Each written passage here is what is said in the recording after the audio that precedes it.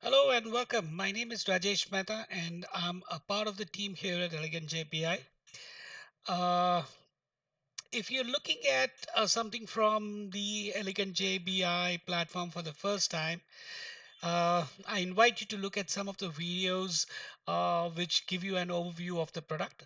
But to give you a snapshot, Elegant JBI is a complete end-to-end business intelligence platform. It's been used by large as well as small corporations around the world. It's known for its fastest adaptation, its scale, its massive consumption, its amazing ROI and ease of use. And it's a truly DIY product. It's listed in multiple Gartner reports. And in this particular video, what I'm going to do is that I'm going to introduce you to making a cube, which is an aggregated data cube, as you can see here, next to the data source, which is on the furthest left side of your screen, which gives all the different data sources. From the data source, you make an aggregated cube. We are going to look at the CSV part at this point of time. And from there, you go into Elegant JBI engine. And from there, you can see whatever you have built, right from your cross tab to a complete dashboard to an predictive analytics in any device like your web browser, mobile, or a tablet. Okay, so we're going to create a cube with a CSV file. So you will need a CSV file to start with, and it needs to be separated by some comma or some space or some delimiter. And once you're ready with the CSV file, you can open Elegant JPI, which you should, if you have not already downloaded, it's available for download on our website elegantjbi.com, and you can download the eval version. Okay, so we basically go into administration from here. To start any activity, we first need to build a profile for the data source. So that lets you kind of, the biggest thing of building a data source profile is the reusability. And the second thing is it gives a clear definition to the system as to what the data and where it is coming from. So here we are, we will basically call this delete this later profile. Sounds good. You can write in complete description. Will you delete this later? And then you have to select the file. I have kept it on my desktop. So I'll pick the sales demo file. Rest of the things are okay. It's basically first row has columns. Then what we have here as we have row separators as due line, we have commas, column separators, and we have text delimiters is double quotes. So depending on how your data is sketched out, you need to put in what is a row separator and what is a column separator. So in this particular instance, the row separator is a new line and a column separator is a comma. You can have a semicolon also as a separator. You can have a space as a column separator. So based on that, I go into the next, and it tells me what data types are there with each of the columns. Now these columns have been picked up from the CSV files which was there on my desktop. And well, I mean, I do know that product name, product categories, city, sales quantity is integers, cost of good is an integer. I also do know that the employee ID is a string, so I just changed this. I would like my date format to be this, and I say okay. And based on that, the CSV profile has been saved. Okay, so then there are different sections here. So like if you can see, there is cube management, there is a repository, there is a scheduler, there are integration. You can team up, which is the social media component of Elegant JPI, the API configuration. But all we need to look at is cube management in this particular case, and we say create a cube. Okay, and we can call this cube delete this aggregated data cube later.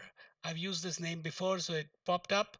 And we say that we can use delete this profile. There is this later profile as the profile which has to be used. Now, email notification when the cube is rebuilt. Remember, the cube comes with a scheduler. So the concept is that if you can use the aggregated data either in a cached or in a real-time way, and if you are going to kind of there will be instances where the cube will be rebuilt, I mean, like say hourly or daily, or maybe every 3 hours. So if you need to get email notification as to the cubes, for the this is mainly for the IT department. So if you need to get any notification on the how successful the process was, you can select this. Now, financial year starts from. This is an very important concept. I don't know whether this is a thing available in other business intelligence platform, but this basically chooses the date from which the data has to be aggregated. So, say for example, if usually in India the year starts in April and ends on 31st March. So you can select, say, April as the beginning of the year. Perform aggregation, you can choose not to, but the idea of an aggregated cube is to aggregate. But in case you are looking at large number of columns which you are just going to query straightforward, you can skip this. Stroll drill through data. Yeah, when you build an hierarchy and you basically want to store this. Okay, so then we say next, and then we quickly select all the data columns which you have, which were there in the cube. Sorry, the CSV file. Okay, so all I need to do is click on the plus sign and then press next, and then the dimensions and the measures. Dimensions, obviously, for someone who is not aware of a dimension, usually the text field will be the dimension, and measure will be something which you are going to measure, like sales quantity, cost of goods, list price, sales price, target. Employee ID will be a dimension, date will be a dimension, and sales will be number. So date is a dimension on which you will aggregate data. City is a dimension on which you will aggregate data, like sales quantity, cost of goods. This will make the data ready for analytics when you are working together. Now look at a scenario where you have brought in about 10, 15 spreadsheets from your sales team, and you have put in together, and you're going to bring a consolidated data. You can do the same around here. Okay, so then I say okay, and it starts building the cube. All right. Uh, while this is happening, oh, good, we are ready with it. It didn't take much. So, okay, so we basically can go and have a look. It is called delete this aggregated data cube later, and it is ready. You can do much from this spot, but uh, well, if you go back home, and you can say that, okay, let's make a new cross tab.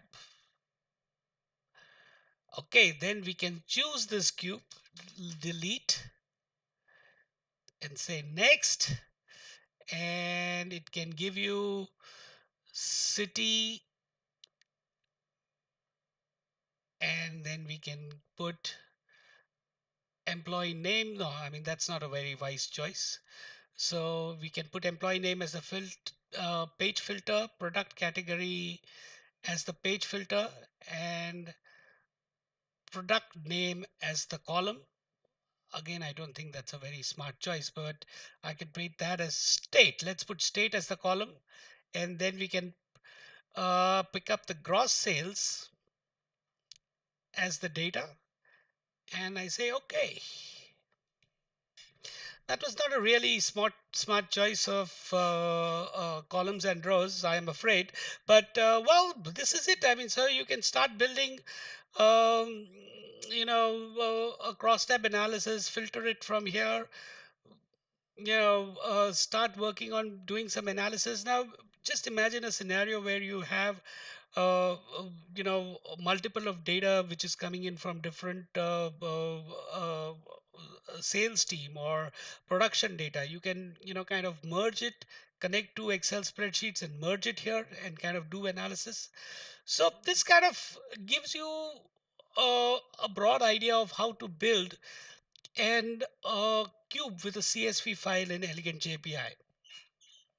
Now there are many other things you can do in terms of connecting uh, to data. I mean, there are a number of ways, like I pointed out, that you could uh, connect the data. You can have a CSV, MDXR script, or SAP profiles. These are the different ways you can connect.